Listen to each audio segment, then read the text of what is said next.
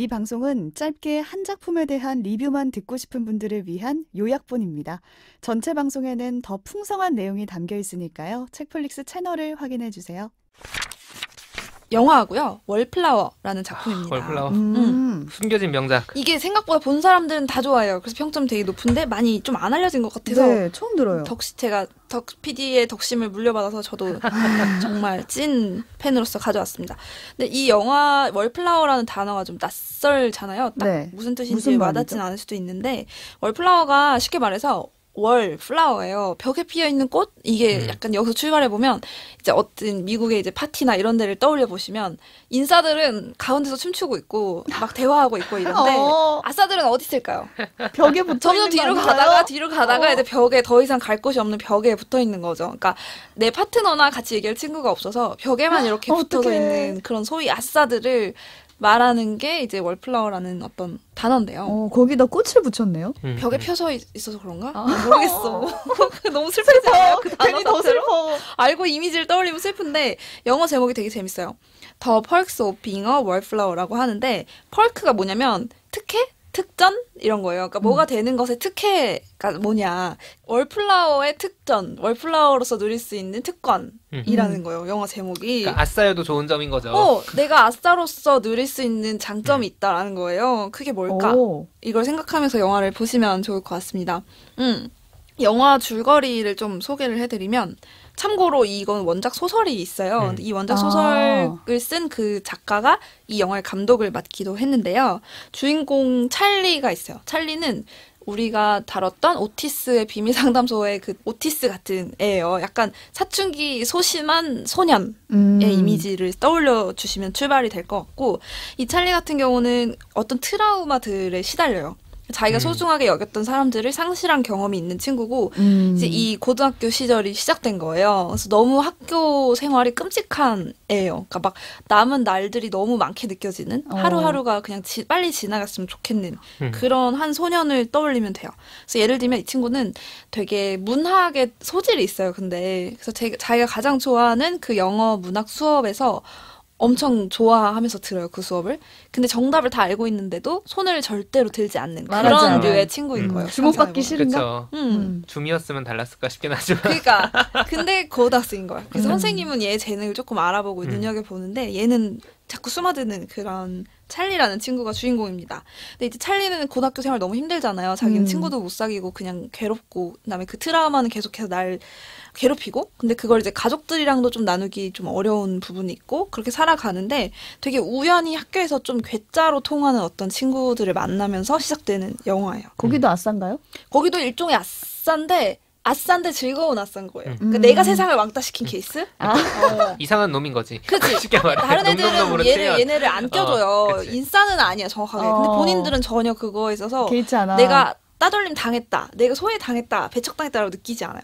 나는 내 세계가 있어. 그런 애들을 만나면서 이 찰리가 어떻게 변화하느냐가 이 영화의 주제인데 그 만난 친구들이 되게 매력적이에요. 소개를 해보자면 이복 남매예요. 샘이랑 패트릭이라는 이복 남매인데 샘은 유명한 그 엠마 왓슨 배우가 맡았고 이 패트릭이라는 그 소년도 에즈라 밀러가 연기를 했습니다. 그래서 굉장히 비주얼적으로도 매력적인 이복 남매인데 되게 이 친구들은 유쾌하고 막 이복남매라고 해서 되게 사연 있을 것 같은데 그거에 대해서 전혀 뭐 그늘이 없어 보이는 그냥 절친이구나. 되게 친구 같은 이복남매고 그 친구들을 중심으로 이제 친한 친구들이랑 같이 자기들끼리 행복하고 즐겁게 하루하루를 그냥 사는 아싸지만 결코 우울하지 않은 아싸들인 것 같은 거예요. 왠 자기들끼리 친하거든. 엄청 재밌어요. 자기들끼리는 막 죽이 너무 잘 맞고 막 서로 막 친구같이 그냥 재밌게 살아가요. 근데 이제 이 찰리가 이 친구들의 어떤 우연한 계기로 이 그룹에 끼게 되는 거예요.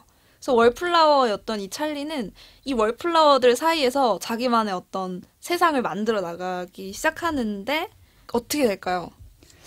낄 수 있을까? 어떻게 아니 될까요? 두 명이 너무 친해가지고 이렇게 해서 그냥 잘 행복하게 잘 먹고 잘 살면 해피엔딩일까요? 시련이 필요하지. 시련이 필요해.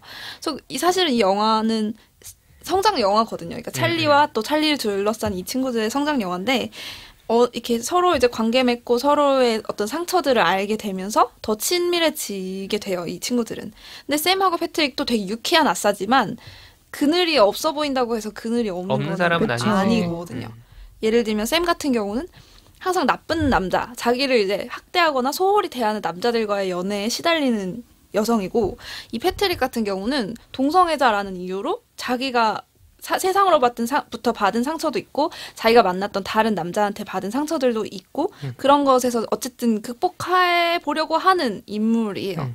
그렇지만 기본적으로 샘하고 패트릭을 비롯한 친구들은 다른 사람을 이렇게 잘 안아줄 수 있는 사람들이에요. 내 상처를 이유로 다른 사람한테 상처 줄 어떤 그런 이유를 찾는 게 아니라 오히려 내 상처를 품고 있기 때문에 다른 사람의 상처도 잘 안아줄 수 있는 그런 친구들이에요. 되게 좋죠. 듣기만 하면 되게 이상적이고 좋은 친구들 같은 실제로 또 있는지 모르겠어요. 이런 사람들이. 왜? 의심. 좀 너무 이상적이거든. 근데 하여튼 그래서 이 친구들은 찰리를 겉모습이나 어떤 소심한 성격 이런 것만 보고 쉽게 이렇게 배제하거나 단정짓지 않고 있는 그대로 얘기를 들어주기도 하고, 찰리도 막 어떤 기회로 막 자기의 트라우마나 상처를 막 털어놓으면 그걸 또 있는 그대로 끌어안아주면서 서로가 위로가 되는 거예요. 그러니까 서로가 어떻게 보면은 비슷한 어려움을 가지고 있으니까 공감을 할 수 있는 거죠. 각자의 어둠이 있는 거예요.